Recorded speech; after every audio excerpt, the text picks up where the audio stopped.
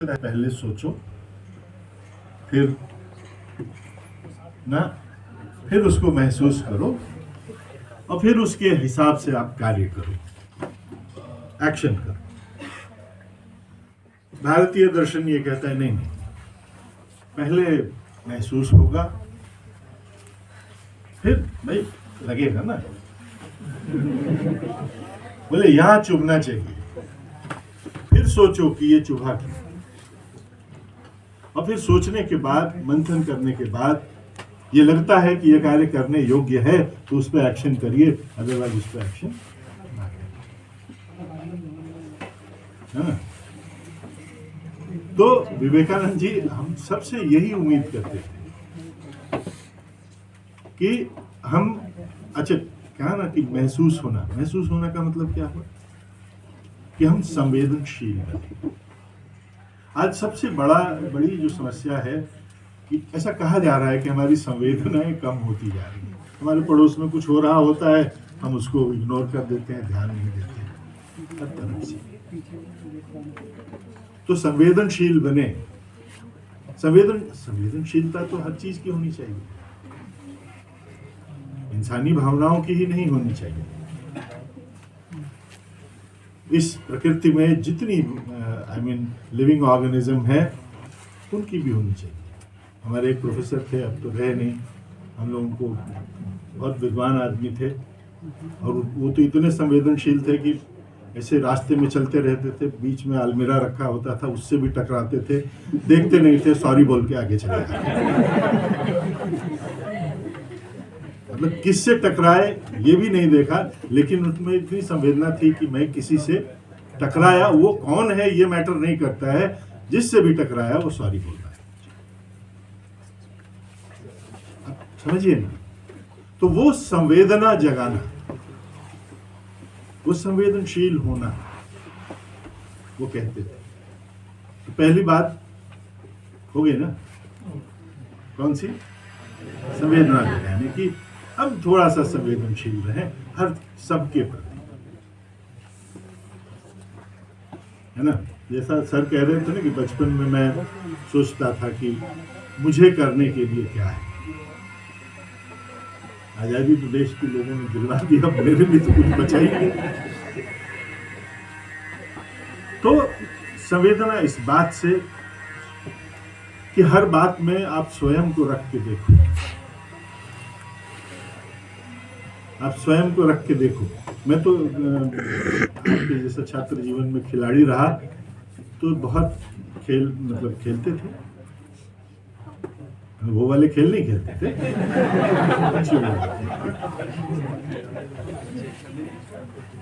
तो खेलने के बाद मैच होता है, कोई भी मैच खेले तो हार जीत होती है ना, एक टीम हारती है, दूसरी टीम जीतती है।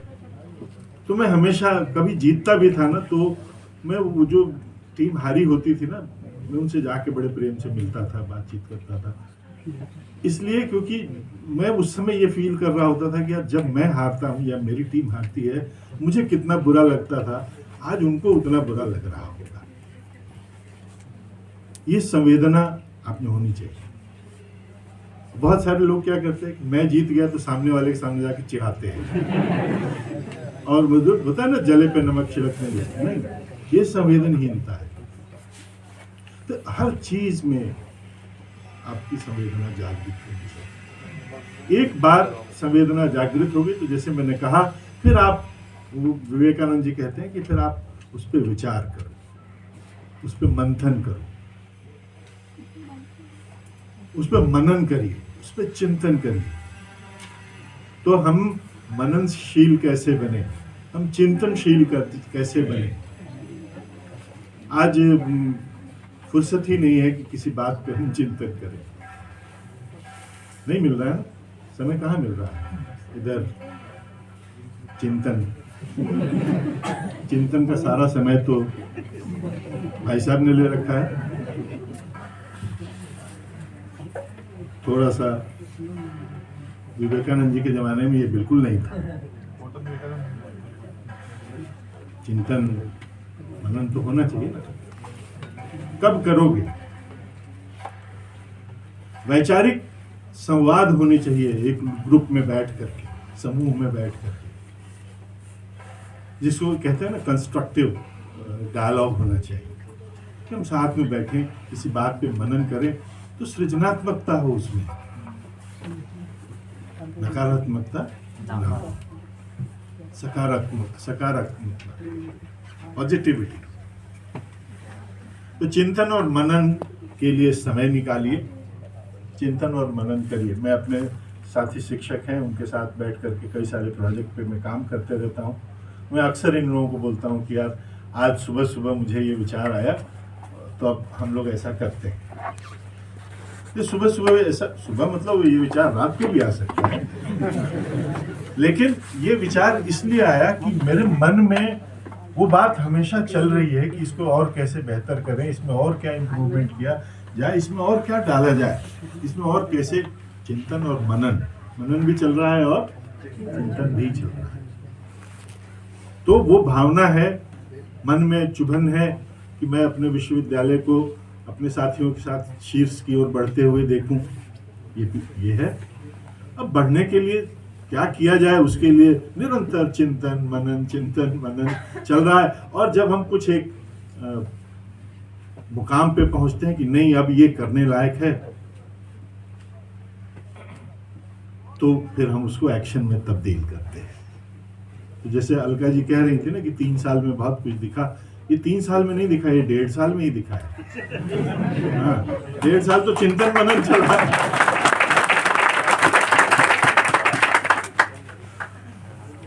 तो प्यारे विद्यार्थियों, बस इतना ही ध्यान रखना। मैं आज के दिन आपको बहुत और कुछ नहीं कहने जा रहा हूँ, सिर्फ इतना कहने जा रहा हूँ, संवेदनशील बनो, चिंतन और मनन करो, और उसके हिसाब से जो उचित लगता है, मैं ये नहीं कहूँगा क्या गलत है, कि जो उचित लगता है उसको एक्शन में ले आओ, अमल में ले आओ, करो। चरित्र निर्माण इसी से होगा। विवेकानंद जी का तो फोकस ही चरित्र निर्माण पे था। वो तो कहते ही थे कि चरित्र जो है सबसे बड़ा है ना। मतलब एक होता है ना, मैं बार बार कहता हूँ कि वो प्रार्थना प्रयास, प्रार्थना करते रहो, प्रयास करते रहो, तभी तो जीवन में सफल होगे ना। कई लोग मेरे से पूछते हैं क्या करें सर, मैंने कहा प्रार्थना करिए, प्रयास करिए। प्रार्थना करने से मतलब अच्छी बात करिए और उसके लिए प्रयास करिए। तो विद्यार्थियों, मतलब बैठे हैं ना कि साहब मुझे वो A+ ग्रेड मिले, A+ मिलता है ना हाईएस्ट, हाँ, तो A++ ग्रेड मिले, तो उसके लिए प्रार्थना भी करो और प्रयास करो। तो वो अचीव करना है तो ये दोनों ही आपको करना पड़ेगा। और एक्शन, कार्य करिए, मतलब सिर्फ तीनों को करना होगा। सिर्फ संवेदनशील होने से, सिर्फ चिंतन मनन करने से नहीं होगा। संवेदनशील बनिए, चिंतन मनन करिए, और उसके बाद उस पे अमल में ले आइए, उसको एक्शन में ले आइए, तब जाकर के बात बनेगी ना। तब आप विवेकानंद जी जैसा चरित्रवान बनोगे, तब आप उनकी जैसी सोच वाला विद्वान बनोगे, है ना। और मुझे बार बार आशुतोष जी कुछ कंफ्यूजन होता रहता है, और मैं इस पे चिंतन मनन करते रहता हूँ। तो कुछ कई बार आप जैसे विद्वानों से जवाब मिल जाता है, कई बार नहीं मिलता है। अच्छा, ये कहावत है ना कि अपने गांव में कहावत है कि क्या बोलते हैं, कोस कोस पे बदले पानी, 4 कोस पे पानी, 10 कोस पे वाणी, ऐसा कुछ है। 4 कोस पे, अच्छा मैं तो 10 बोल रहा हूँ, ठीक है, 10 कोस पे वाणी, ठीक है। पानी भी बदलता है, पानी तो प्रकृति के वजह से बदलता है, वाणी हमारी वजह से बदलती है। अब पूरी दुनिया एक ही है ना, धरती, ठीक है ना, जुड़ी हुई है कहीं ना कहीं, किसी न किसी तरह से। अब आप ऐसे चलते चले जाओ, एक जगह लकीर खींच देते हैं, ये तुम्हारा और ये मेरा। अब मेरे ये नहीं समझ में आया कि लकीर के उधर वाला 1 मिनट में कैसे बदल गया, संस्कृति उसकी कैसे बदल गई और लकीर के इधर वाले की संस्कृति कैसे नहीं बदली। पूरी दुनिया धरातल तो एक जैसा है ना। गुप्ता जी इतिहास वाले हैं, आप बेहतर बता सकते हैं। आप सोचो ना बच्चों, चलते चले जाओ, कहीं ऐसा तो नहीं है बीच में बहुत बड़ा खड्डा है कि खड्डे के इस पार वाले अलग और खड्डे के उस पार वाले अलग, नहीं, जुड़े हुए हैं। इस दुनिया में हजारों हजार बोलियां हैं, हजारों हजार भाषाएं हैं, हजारों हजार संस्कृतियां हैं, है ना। और हम सभी सरवाइव कर रहे हैं और प्रकृति का यही नियम है। इस जीवन काल में जो भी आया है उसको अपने हिसाब से फलने फूलने का और जीने का और रास्ता बना लेता है। विवेकानंद जी इसी, वो कहते हैं ना, जागो उठो और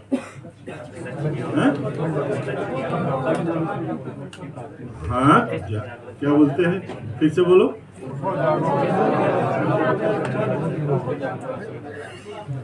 एग्जैक्टली, जागो, संवेदनशील उठो, चिंतन मनन करो और तब तक लगे रहो एक्शन जब तक कि लक्ष्य की। आज पर इस अवसर पे आप सबको पुनः बहुत बहुत विवेकानंद जी की जयंती पे शुभकामनाएं और बधाई। इस उम्मीद के साथ कि हम जरा सी सीख लेकर के हम अपने थिंकिंग, फीलिंग और एक्शन में बैलेंस स्टैब्लिश करते हुए अपने जीवन को और बेहतर बनाएंगे। इस उम्मीद के साथ कि हमारा आने वाला कल आज से बेहतर होगा। जय हिंद, जय भारत।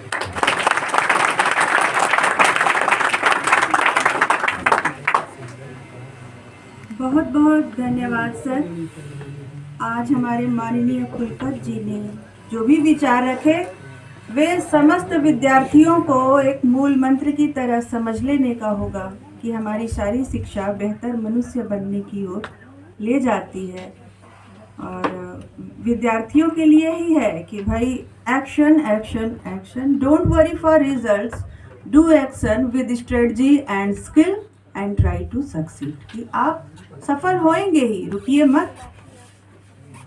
यह कार्यक्रम जो हम लोगों ने आज बहुत ही अल्पावधि में तैयार किया, इसके लिए इतिहास विभाग के सहायक आचार्य प्रशांत सिंह ने भी हम लोगों का बहुत ही सहयोग किया। और मैं धन्यवाद ज्ञापन के लिए पॉलिटिकल साइंस के सहायक प्रोफेसर उत्कर्ष उपाध्याय जी को आमंत्रित करती हूँ कि वह धन्यवाद ज्ञापन करें। धन्यवाद मैम। सर्वप्रथम मैं मंचस्थ अपने अतिथियों का, माननीय कुलपति महोदय का एवं सम्मानित सभी अधिष्ठाता का साष्टांग प्रणाम अर्पित करता हूँ और अपना टेंडर ग्रेटिट्यूड अर्पित करता हूँ। धन्यवाद कि ज्ञापन के दायित्व मुझे दिया गया है, लेकिन एक राजनीति विज्ञान का विद्यार्थी और शिक्षक होने नाते दायित्व बनता है कि विवेकानंद जी के बारे में दो बातें जरूर मेरे द्वारा कह ली जाएं। बहुत राष्ट्रवाद की बातें हम लोगों ने सुनी करी। प्रोटोगरस की एक थ्योरी है, man is the measure of all things. इस एक कोट को आपने सौष्ठव और राष्ट्रवाद की श्रृंखला में समायोजित करने का काम किया, और वो मनीषी कोई और नहीं, स्वामी विवेकानंद जी हैं, जिसके हम लोग राष्ट्रीय युवा दिवस मना रहे हैं। सौष्ठव राष्ट्रवाद, इस मनीषी विवेकानंद जी का एक ऐसा योगदान था जिसने राष्ट्रवाद की संकल्पना को एक ऐसी धरातल बनाया जहाँ पे पुनर्जागरण काल के बाद से एक साकार रूप जीने की कोशिश हम सभी भारतीयों ने करना शुरू कर दिया था। और इस पुनर्जागरण काल के बाद इस उपाधिकता का सकारात्मक प्रतिफल सौष्ठव राष्ट्रवाद के रूप में श्रेय सिर्फ इन्हीं जाता है। और ये राजनीति विज्ञान के विद्यार्थी के रूप में इसको हम मानते हैं इंडियन पॉलिटिकल थॉट में कि ये सबसे शानदार किसी भी सिलेबस डिजाइन का हिस्सा हो सकता है कि हम विवेकानंद को पढ़ते पढ़ाते हैं। अब धन्यवाद ज्ञापन की श्रृंखला पे मैं आता हूं। हमारे मुख्य अतिथि और विशिष्ट अतिथि महोदय क्रमशः श्रीमन राजेश त्रिपाठी जी और विवेक निगम साहब जी ने हमें दो विशेष बातों से अवगत कराया। एक ने बताया कि हमारे देश की संस्कृति बहुसंस्कृति है, और आपने फ्रायड के कोट को भी हमसे अवगत कराया। फ्रायड का आपने नाम लिया सर, आपने नाम लिया थॉमस हॉब्स का। ये दोनों कहीं न कहीं से राजनीतिक विज्ञान संबंधित रखते हैं, हालांकि फ्रायड मनोविज्ञान का विषय है। आपने सर फ्रायड के विषय कहा कि मनुष्य निस्वार्थी होता है, लेकिन वही इसका ठीक उल्टा थॉमस हॉब्स ने कहा था कि मनुष्य स्वार्थी, कपटी, असभ्य और बर्बर होता है। ये इन दोनों के बीच के जो संतुलन बनाने की कोशिश किया इंडियन पॉलिटिकल थॉट में, तो ये मनीषी स्वामी विवेकानंद ही है। और इसी की साकार संकल्पना हमने युवा दिवस के रूप में आज तक आगे बढ़ाते चले आ रहे हैं और ये विश्वविद्यालय इसको आज मना रहा है। हम धन्यवाद ज्ञापित करते हैं सर कि आप हमारे विश्वविद्यालय में आए। माननीय कुलपति जी के प्रतिनिधि के तौर पर मैं आपको धन्यवाद ज्ञापित करता हूं कि आप सभी लोग आए और इस कार्यक्रम को सफल बनाया। धन्यवाद ज्ञापन की अगली श्रृंखला में मैं श्रीमान राजेंद्र त्रिपाठी साहब का धन्यवाद ज्ञापन करता हूं कि आपने हमें उन आयामों से परिचित कराया जो विवेकानंद जी के द्वारा राष्ट्र निर्माण में आवश्यक होते हैं और हमारे विद्यार्थियों को उस पर चलने के लिए सीख प्रदान की। धन्यवाद सर। हमारे कार्यक्रम के अध्यक्ष, हमारे अभिभावक, विश्वविद्यालय के माननीय कुलपति प्रोफेसर अखिलेश सिंह साहब से, आपके बिना गाइडेंस के सर और बिना निर्देश के कोई भी कार्यक्रम इतने शानदार तरीके से नहीं सकता था। और आप लोगों ने देखा भी होगा कि सर स्वयं खड़े होकर इस कार्यक्रम को सफल बनाने के लिए लगे थे। बहुत बहुत आभार सर कि आपने इस कार्यक्रम में अपने मजबूत समय दिया और एक शिल्पकार के रूप में हमें निर्देशित किया। Dean faculty of arts professor Vivek Singh sir, आप हमारे डीन हैं सर। आपके बिना निर्देशन के साथ के सहयोग के कुछ नहीं हो सकता था। बहुत बहुत आभार सर कि आपने बड़ी महत्वपूर्ण भूमिका अदा की। कार्यक्रम के संयोजक मैं डॉक्टर आशुतोष सिंह सर का भी धन्यवाद ज्ञापित करता हूं कि जिसके सहयोग से और जिसकी अनुमति से मुझे यह मौका मिला, मैं धन्यवाद दे सकूं। अंत में हम सभी शिक्षक साथियों को धन्यवाद। और सबसे बड़ी बात यह है कि हमारे विद्यार्थियों को कोटिशः धन्यवाद कि आपके लिए प्रोग्राम हुआ और आपकी इस भारी भरकम संख्या ने इस कार्यक्रम को सफल बनाया। धन्यवाद।